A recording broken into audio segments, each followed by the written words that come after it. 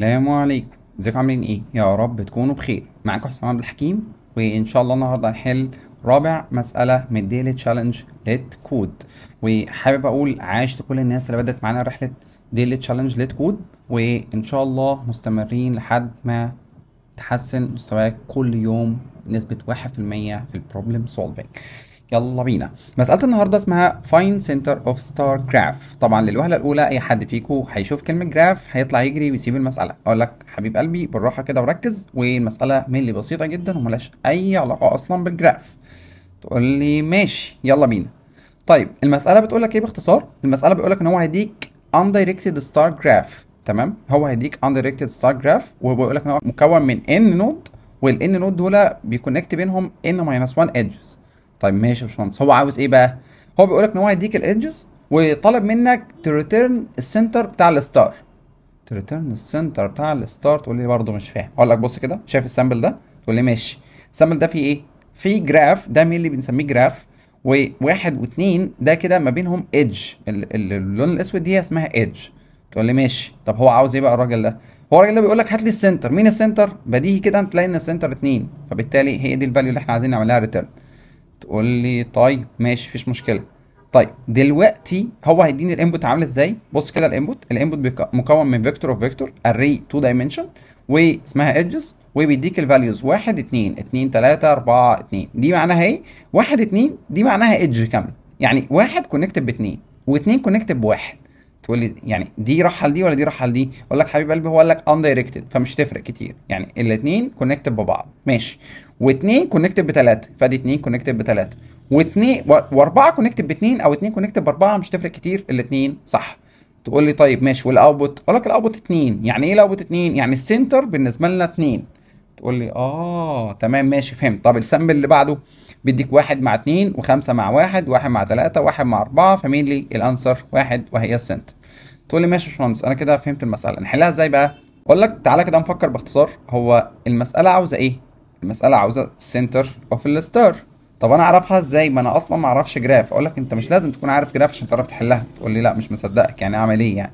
أقول لك بص ركز كده معايا. هو احنا عشان نطلع الاجابه عامل المساله معامله ان انت بتعملها عمليه اسمها ابستراكشن. يعني ايه ابستراكشن؟ يعني بتسامبل المساله وتجردها من الستوري بتاعتها. هو اداك ستوري وقال لك جراف وحوارات وخدك في دوامه كبيره. اطلع من القصه دي كلها وبص للانبوت والاوتبوت وشوف هو عاوز ايه.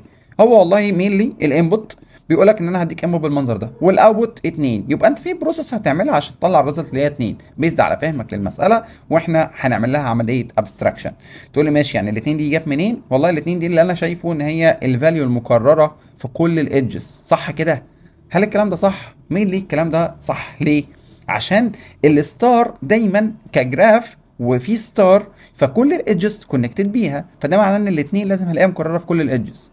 تقول لي ماشي، يعني الاثنين دي هي السنتر وهي المكرره في كل الايدجز وهي اللي انا عايز اطبعها. اقول لك يس، وهو ده نفس الكلام لو انت جيت طبقته على السامبل اللي تحت هتلاقي ان الواحد مكرر في كل الايدجز وهو ده السنتر وهو ده الفاليو اللي انا عايز اطبعها.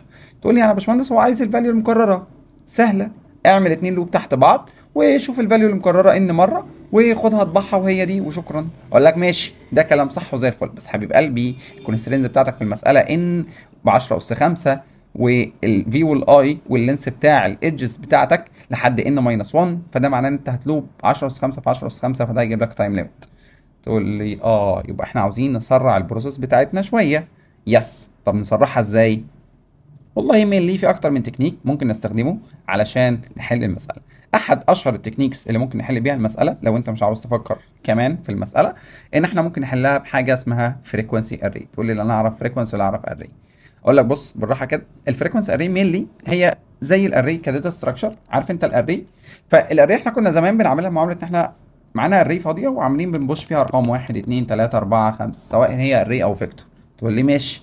طيب دلوقتي احنا هنعمل الاري معامله مختلفه شويه. تقول لي يعني ايه معامله مختلفه شويه؟ اقول لك بص تخيل ان الاري دي هنعمل اري جديده نسميها فيزيت ونخلي الفاليوز بتاعتها اولا بصفر. تمام، يعني هنخلي كل الفاليوز لحد الاخر بصفر. تقول لي ماشي. واقول لك تخيل ان هي دولاب، والدولاب ده فيه مجموعه ادراج وكل درج هو عباره عن اندكس، يعني الدرج ليه اي دي او اندكس، والدرج ده بيبدا ابتداء من اندكس 0 بعد كده 1 2 3 4 5. تقول لي ماشي، يبقى كل درج بالنسبه لنا في الحاله دي ليه اي دي او ليه اندكس، والدرج ده بالنسبه لنا فاضي ما جواهوش حاجه، جواه زيرو. اوكي، تقول لي ماشي يا باشمهندس. وبعدين اقول لك خد الفاليوز اللي الراجل ده بيديها لك كايدجز هنا، وكل ما تشوف مكان او كل ما تشوف رقم افتح الدرج وزود الفاليو اللي جواه. بمعنى انت معاك ملي واحد دلوقتي، فده معناه ايه؟ روح عند الاندكس رقم واحد وافتح الدرج، هو فيه زيرو اعمله بلس بلس، زود الفاليو بواحد. وبعدين روح عند الاثنين اعمل نفس الحركه، روح عند الاندكس رقم 2 افتح الدرج جواه زيرو اعمله بلس بلس بقى واحد. وبعدين يا باشمهندس هنكرر نفس الحاجه، هنفتح الدرج رقم 2 اهو جواه كام؟ واحد اعمله بلس بلس يبقى 2. طيب الثلاثه هروح عند الاندكس رقم 3 جواه كام؟ زيرو يبقى خليه واحد. كمل. الاربعه والله الاربعه بالنسبه لنا درج جديد فاضي فيه الفاليو بتاعته بزيرو فهنخليه واحد. طب والاثنين والله درج برضه فيه فاليو، هنفتح هنلاقي فيه 2 هنزودها نخليه 3. تقول لي ماشي يا باشمهندس انا خلصت كل القصه المصدعه بتاعتك دي وخلصت ماشي. دلوقتي معانا الفيزيت بالمنظر ده، فين الاجابه بقى؟ اقول لك والله يا حبيب قلبي الاجابه هي الرقم او الاندكس اللي انت هتفتحه، هتلاقي جوه الدرج بتاعه رقم، والرقم ده هو مين السايز بتاع الايدجز بتاعتك. تقول لي يعني عشان عندنا ايدجز عددهم ان ماينس 1 فانا لازم الاقي الفاليو بان ماينس 1 برضو. اقول لك يس. فبالتالي لو انت جيت تمشي على اللوبس هتلاقي ان الاندكس رقم 2 جواه 3، فبالتالي السنتر بالنسبه لنا هو 2 از نود. تقول لي كده فهمت. تعالى بقى نطبق ايه التكنيك اللي احنا اتفقنا عليه. مين اللي احنا اتفقنا على ايه؟ مين اللي احنا قلنا ان احنا عاوزين نعمل فاليو او نعمل اري او نعمل فيكتور كلهم نفس الحاجه، السايز بتاعه هيكون ان، صح؟ اقول لك ماشي. طيب ادي فيكتور وخلي الفاليو بتاعته بانتجر، تمام، وهنسميه فيزيت وهندي له سايز. تقول لي السايز ده بكام يا باشمهندس؟ اقول لك شوف اكبر فاليو ممكن تدخل. والله يا باشمهندس هو قال لك يو وفي اصغر منها يساوي ان. طب ان دي بكام؟ والله ان دي بحد 10 اس 5، بس احنا مش هينفع نحطها 10 اس 5 بس. تقول لي ليه؟ اقول لك عشان لو تخيلنا ان الاري بتاعتك بس فيها 5 ارقام، فده معناه ان انت هيبقى عندك اندسيس 0 و1 و2 و3 و4، صح؟ صح. طب لو انا حبيت اقول لك خد الفاليو رقم 5، هل انت عندك اندكس 5 هنا؟ لا، فبالتالي لازم هتكبر السايز تخليه 6. تقول لي يعني انا اعمل ان زائد 1؟ اقول لك يس، اعمل على الاقل ان زائد 1 علشان المكان رقم ان ده لو هو اداهولك انت تعرف تاكسسه. فقول لي خلاص ماشي يا باشمهندس، يعني انت عايز 1 اي 5 زائد 5 او زائد 1 بالنسبه لنا دلوقتي. ماشي يا عم زائد 1، حلو كده تمام زي الفل. وبعدين عاوزين نلوب على الايدجز بتاعتك. خلاص ادي يا باشمهندس هنعمل بس فاريبل نخزن فيه اللينس بتاعنا او السايز بتاع الايدجز ونسميه سايز، وهنعمل فور لوب انتجر اي ايكوال 0 اي اصغر من السايز بالنسبه لنا والاي بلس بلس. طب وبعدين ولا اي حاجه، احنا كل اللي عاوزينه ان احنا هنعمل نفس البروسيس اللي انا قلتها لك فوق، اللي هو ايه؟ هنشوف الفاليو، خلينا نمسك اول فاليو او اول اندكس انتجر اندكس رقم 1 وهنقول له هات الايدجز اوف الاي. ايدجز اوف الاي هتجيب لك ايه؟ هتجيب لك الفيكتور ده خلاص، وهو فيكتور اوف فيكتور او 2 دايمنشنال. فانا عايز اقول له هات لي اول مكان اللي هو 1 خزنه هنا اهو كده. احنا مسكنا مين؟ مسكنا الواحد ده. طب وبعدين عاوز امسك الاثنين، نفس الحركه، هعمل انتجر اندكس 2 واقول له اندكس 2 بيساوي ايدجز اوف الاي بس رقم كام؟ رقم 1. ليه رقم 1؟ علشان رقم 1 ده بالنسبه لنا هو تاني فاليو، يعني ده اول فاليو وده بالنسبه لنا تاني فاليو. تقول لي ماشي انا كده مسكتهم، وبعدين هعمل فيهم ايه دول؟ قلت لك زي ما انا قلت لك فوق، هتقول له هات الفيزيت بالنسبه لنا اللي هو الدولاب المقفول ده، هات لي الدرج رقم اندكس 1 وهنعمل له ايه؟ هنعمل له بلس بلس. وبعدين كرر نفس الحركه للتاني، فيزيت بتاعت اندكس رقم 2 هنعمل له ايه؟ هنعمل له بلس بلس. تقول لي يعني الحركه دي هي اللي احنا كنا بنشرحها فوق؟ اقول لك يس، هي الحركه دي مين اللي هي اللي كنا بنشرحها فوق. تقول لي تمام فهمتك، حلو خالص. فاضل لنا ايه بقى يا باشمهندس؟ فاضل لنا ان احنا نلف على الفيزيت دي كلها لحد اخرها ونشوف المكان اللي هنلاقي قيمته، اللي هنلاقي القيمه بتاعته بالسايز بتاعنا اللي هو عدد الايدجز ونطبعه. تقول لي ماشي، يعني هنلوب لحد كام؟ هنلوب لحد 10 اس 5 مللي او 10 اس 5 زائد 1 بس ايه؟ اصغر منها. يبقى هنعمل فور لوب انتجر اي ايكوال 1 لان اول فاليو هو بيديها لك هنا لو لاحظت هتلاقيها 1، وبعد كده هتقول له ان الاي اصغر من او يساوي 1 اي 5 وهقول له الاي بلس بلس 1 اي 5 دي كانها 10 اس 5. طب وبعدين هنعمل تشيك اف ان الفيزيت بالنسبه لنا اوف الاي ايكوال السايز اللي هو عدد الايدجز بالنسبه لنا. لو الكلام ده اتحقق فانا مضطر ان انا اريتيرن اي واقول له مبروك خد ده السنتر بتاع الجراف بتاعنا. تقول لي ماشي، يعني هي كده مسألة بسيطة جدا. اقول لك والله بسيطة جدا. هل احنا كتبنا اي حاجة لها علاقة بالجراف؟ لا. واكتسبت خبرة ان انت عرفت حاجة اسمها فريكوانسي اري. هي ملي اري از داتا ستراكشر بس بنستخدمها بطريقة مختلفة. تقول لي يعني كده اقدر ارن الكود؟ اقول لك هنقدر نرن الكود بس فاضل لنا تركة صغننة. ايه يا باشمهندس التركة الصغننة دي؟ اقول لك والله يا حبيب قلبي ان بالنسبة لنا الكود ده مش بيريتيرن قيمة. تقول لي ما انا عامل ريتيرن اهو، مش دي فانكشن؟ اقول لك يس. طب الفانكشن دي مش بتريتيرن اهي؟ اقول لك والله هي بتريتيرن لو الاف كونديشن دي اتحققت. طب ونفرض الاف كونديشن دي ما اتحققتش؟ يقول لي يا باشمهندس ما تجننيش، ما هو انت قلت لي ان هو ستار جراف ولازم فيه نود مكرره، ولا احنا كده فاهمين المساله غلط؟ اقول لك لا، احنا فاهمين المساله صح ولازم الكونديشن ده يتحقق، بس بالنسبه للكود ممكن الكونديشن ده ما يتحققش. تقول لي يعني انت عايز تقول لي ايه؟ اقول لك بص، عشان دي فانكشن فاحنا مضطرين ان احنا نعمل ريتيرن هنا ونحط اي قيمه احنا عاوزينها. مين اللي مثلا ممكن نحط نيجاتيف 1. طب هل النيجاتيف 1 دي هتحصل؟ هقول لك لا، النيجاتيف 1 دي عمرها ما هتحصل. تقول لي يعني احنا بس عايزين نعمل ريتيرنيه هنا عشان بس الكود يبقى بالنسبه له كفانكشن بيعمل ريتيرن حتى بغض ريجاردلس الاف كونديشن. اقول لك يس، هو ده اللي احنا عاوزين نعمله مني. طب تعالى كده نرن الكود ده يا باشمهندس. والله بعد ما رن الكود هنلاقي ان هو فعلا قال لك اكسبتد في التو تيست كيسز اللي عندنا. هل احنا في حاجه ناسيينها؟ هتلاقي ان احنا يعني الحمد لله ملي الدنيا متظبطه بالنسبه لنا. خلينا نشيل الكومنتس دي وندوس سبميت.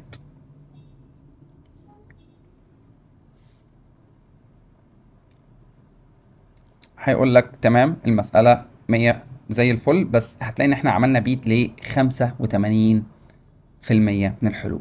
تقول لي يا باشمهندس هو في حل تاني احسن من الحل اللي احنا عاملينه ده؟ اقول لك والله يا حبيب قلبي في. طيب ازاي ممكن نوبتمايز الحل بتاعنا؟ اقول لك بص مينلي احنا بنعمل ايه هنا. احنا مينلي استخدمنا حاجه اسمها فريكوانسي اري، والفريكوانسي اري دي بالنسبه لنا اري، واحنا اضطرينا ان احنا نلوب لحد ال 10 اس 5. هل انا لازم الوب لحد ال 10 اس 5 واحجز 10 اس 5 مكان؟ يعني انا شايف ان انا باشمهندس والله واخد ميموري كبيره قوي وانا مبذر قوي في الميموري. مفيش حل ابسط من كده؟ اقول لك فيه. ممكن نستخدم تكنيك تاني اسمه هاش تيبل، اللي هو بالنسبه لنا ان اوردرد ماب. تقول لي ممكن نعملها نفس المعامله؟ اقول لك يس. تقول لي طب انا مش عارفها. اقول لك بص هي مينلي كانها الفريكونسي اري بتاعتك هي نفسها، مفيش اي اختلاف. تقول لي طب ايه التغييرات اللي هنعملها على الكود؟ اقول لك والله تغييرات بسيطه جدا. اولا احنا هنشيل الفيزيت ده بالنسبه لنا وهنكتب ان اوردر اندرسكور ماب، وهنديها الكي والفاليو بتوعنا هنخليهم من نوع انتجر وانتجر. طب وبعدين هنسيب السايز ده زي ما هو وهنلوب نفس اللي احنا بنلوبه، وجاست بس هنخلي هنا الماب هي اللي بتاخد الفاليو. تقول لي طب يعني هو ده مش محتاج سايز؟ اقول لك لا، هو مش محتاج سايز. هو بالنسبه له لو الفاليو مش موجوده بيحط لها الفاليو بتاعتها بزيرو لو الكي ده بالنسبه له جديد. لو الكي ده موجود فهو بيروح يزود القيمه بتاعته. تقول لي طب ماشي، ايه اللي ضمنك بقى ان احنا مش لازم نلف لحد الاخر؟ اقول لك مين اللي انا ضامن ان احنا مش هنلف لحد الاخر؟ علشان جاست ان الماب بالنسبه لنا هو احنا هنلف لحد الكيز بتاعتها، نشوف عدد الكيز اللي موجودين. يعني مين اللي لو هو اداك الارقام مثلا مش بتبدا من اندكس 1 ومش بتنتهي لحد 1 اي 5، تمام؟ هو اداك الارقام مثلا ولنفرض من 1 اي 3 لحد 1 اي 4. فبالنسبه لنا الميزه اللي بتديها لنا الان اوردرد ماب ان انا مش محتاج احجز كل الاماكن دي، انا محتاج احجز بس الاماكن اللي انا محتاجها في الكود. فهتلاقي ان الميموري بتاعتنا قلت بمقدار كبير جدا.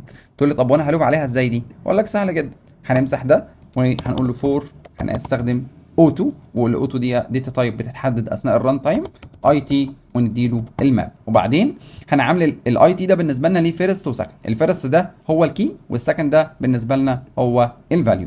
فاقول له اف لو الاي تي دوت سكند عشان ده اللي فيه الفاليو اللي احنا بنعملها بلس بلس، لو كان ده ايكوال السايز ففي الحاله دي هنريتيرن الفيرست اللي هو الكي. تقول لي بس كده يا باشمهندس؟ اقول لك يس بس كده يا باشمهندس. هل احنا كده عملنا اوبتمايز للميموري؟ احنا بالفعل كده عملنا اوبتمايز كبير جدا في الميموري. تقول لي ماشي، تعالى كده نرن الكود ده برضو عشان برضو نتاكد مع بعض ان الفكره دي صح ما فيهاش مشكله. وتعالى نعمل برضو سبميت. هنلاقي ان الحل بالفعل عدى والحلول بتاعتنا التايم بتاعنا بقى اقل شويه. ليه التايم بقى اقل يا باشمهندس؟ مع ان احنا كنا في الاول 85 كميموري وبيت 30، هنا هتلاقي ان احنا عملنا الميموري بالنسبه لنا بتبيت 30، هتلاقي ان الحل بتاعنا الاولاني كان كميموري اكبر بس كتايم كان احسن. ليه؟ عشان فكره الهاشنج. الماب بالنسبه لنا هي هاش تيبل، فالهاشنج ده بياخد من التايم بتاعنا. تقول لي طب بص انا اتخنقت من الحلين دول وانا عاوز حل فعلا يوبتمايز الحلين اللي فاتوا دول وانا مش مقتنع. اقول لك ممكن نحل المساله دي بحل ثالث خالص. الحل الثالث ده ان احنا هنفكر شويه في المساله. تقول لي يعني ايه هنفكر شويه في المساله؟ يعني احنا محتاجين نفكر في المساله بطريقه جريدي شويه، اللي انا ابقى ضامن الحل من غير ما افضل اجرب كل حاجه واحسب واخد وادي. احنا كده اصلا يعتبر ما فكرناش في المساله، احنا مينلي خدنا الحل البسيط جدا او السيمبل. تقول لي طب والحل اللي انا عايز افكر فيه ده اللي هو ايه؟ اقول لك بص كده، تعالى ناخد كده الجزء ده واقول لك بص، تلاشى اي اجزاء موجوده عندك، ما تفكرش غير في اول مكانين بس. اللي هم مين اول مكانين؟ اللي هم اول تو فاليوز، ادي الفاليو الاولى وادي الفاليو الثانيه. لو احنا عملنا كومبيرنج ما بين اول فاليو اللي هي الواحد ده والتو فاليوز دول، ولقينا ان الواحد ده مكرر، يا اما بيساوي الفاليو دي يا اما بيساوي الفاليو دي، مش ده معناه ان الواحد ده هو المكرر وهو الستار؟ تقول لي انت ضمنت منين؟ اقول لك ما انا ضامن ده علشان هو قال لك ان في فاليو ميلي مكرره في كل الجراف، وهي فاليو واحده بس مكرره في كل الجراف. فده معناه ايه؟ لو الواحد ده حصل له ماتشنج مع الفاليو الاولى هنا او حصل له ماتشنج مع الفاليو الثانيه هنا، فالواحد ده مين اللي هو الاجابه؟ تقول لي طب ولنفرض ما طلعش، يعني ولنفرض اهو الحاله بتاعتي لا الواحد بيساوي الاثنين ولا الواحد بيساوي الثلاثه. اقول لك سهله، كرر نفس الحكايه دي على الفاليو الثانيه. تقول لي يعني لو الاثنين دي ساوت الاثنين اللي اللي بعدها او ساوت الثلاثه فالاثنين دي هي الاجابه؟ اقول لك يس. تقول لي بس كده مش محتاج فريكونسي ولا ماب ولا الصداع اللي انت قلته ولا اي حاجه من دول، جاست احنا لو فكرنا شويه هنلاقي ان الجريدي تكنيك احسن كونسبت ممكن نطبقه وسريع جدا ومور افيشنت، ومش هناخد لا ميموري ولا هناخد تايم. الحلين اللي كانوا قبل كده كان لي بنحلها في اوردر ان، دلوقتي احنا ممكن نحلها اوف 1 تايم وميموري. تقول لي ماشي، يعني هنعمل ايه؟ اقول لك مينلي احنا محتاجين الاول 4 اماكن. فاول مكان ولنفرض هنحطه في فاريبل ولنفرض اسمه ايه، وهنقول له هات لي اول مكان اللي هو ايه؟ edges of zero. edges of zero ده بالنسبه لنا هو فيكتور، فانا عايز اقول له هات لي اول مكان بقى، فاقول له هات لي 0 0 وبعدين انتجر b بتساوي edges of 0 1 اللي هو ايه؟ تاني مكان. يعني 0 0 ده بالنسبه لنا هيجيب لي الواحد، و0 1 ده بالنسبه لنا هيجيب لي الاثنين. تقول لي ماشي حلو، وبعدين هات نفس الحركه بالنسبه لتاني فاليو. تقول لي طب نفرض الراجل ده اداني فاليو واحده بس. اقول لك لا، بص كده، الراجل ده اصلا قال لك ان انا هديك الان اتليست تبدا من 3، يعني هو لازم هيديك 2 فاليوز. ليه؟ لان قال لك الايدجز دوت لينس بان ماينس 1. تمام، فهنا لو قال لك ان ب3 فان ماينس 1 ب2، فانا ضامن ان على الاقل عندي 2 فاليوز. تقول لي يعني لازم هلاقي الاماكن دي؟ هقول لك لازم هنلاقي الاماكن دي. ولنفرض ان احنا هنديله سي مثلا ونقول له edges of 1 اللي هو 1 ده لا اقصد بيه الايدج الثاني. طيب عايز اول مكان فيها، هات لي المكان رقم 0. طيب انتجر دي ايكوال edges of 1 والفاليو الرابعه اللي هي دي، فهقول له لو سمحت هات لي الايدج رقم 1 و1. وبعدين يا باشمهندس انت قلت لي نعمل ايه؟ قلت لك والله ان احنا محتاجين نتشيك لو الاي دي ساوت السي او الدي يبقى الاي هي السنتر، لو البي دي ساوت السي او الدي يبقى البي هي السنتر، وكده خلصنا المساله اوردر 1. تقول لي يعني انا هعمل تشيك اف ان الاي كانت ايكوال سي اور ان الاي كانت ايكوال دي، فانا اقول له لو سمحت اعمل ريتيرن لمين؟ للاي هي دي السنتر، إلس اعمل ريتيرن للبي، او حتى كمان من غير إلس، مش هنحتاج اصلا الإلس في الكيس بتاعتنا. تقول لي بس كده المساله؟ اقول لك بس كده المساله. طب وايه الفروقات ما بين الحلول دي كلها يا باشمهندس؟ اقول لك الفروقات دي مينلي لما تفكر اكتر في المساله ومع كتر ما انت بتحل في البروبلم سولفنج هتلاقي نفسك كل مره بتعرف توبتمايز الحلول بتاعتك. فمينلي فكره البروبلم سولفنج كلها هي عمليه اوبتمايزيشن، ان احنا بنحاول نقلل التايم ونقلل الميموري بتاعتنا، وده نوصل له امتى؟ ده نوصل له مع كتر ما احنا بنفكر في المساله ونقدر نوبتمايز السوليوشنز بتاعتنا. تقول لي يعني الحل ده هيجيب اكسبتد؟ اقول لك ان شاء الله. تعالى ندوس ران، هنلاقي مينلي التست جاب لك اكسبتد، وتعالى ندوس سبميت، هتلاقي ان الحل ده بالنسبه لنا احسن في الميموري واحسن في التايم. اوكي. اوكي. فدلوقتي احنا كده خلصنا المسألة ب3 حلول مختلفة. اتمنى ان انت تكون استفدت، وما تنساش تدعمنا بلايك كومنت وشير، واشوفك بكرة ان شاء الله. شكرا والسلام عليكم.